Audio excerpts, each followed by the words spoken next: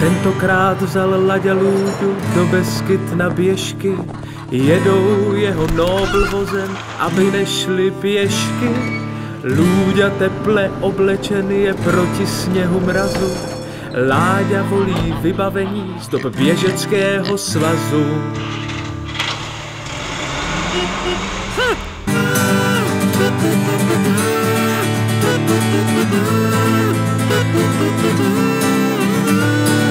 Dokoupí si vše, co na výlet jim schází. Láďa nejlíp ví, kam jít, na koho vždycky sází.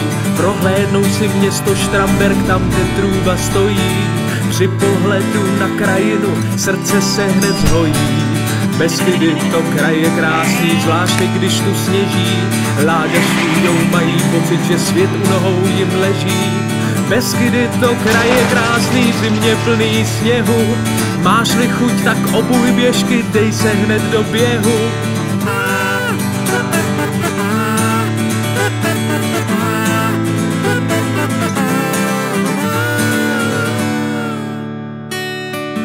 Láďa s Luďou po celém dni na vrcholku sedí. To, že jsou na správném místě, oba dobře vědí. V Beskydech se zažít dá vždycky jen to krásné. Své kouzlo toto místo má, i když slunce zhasne.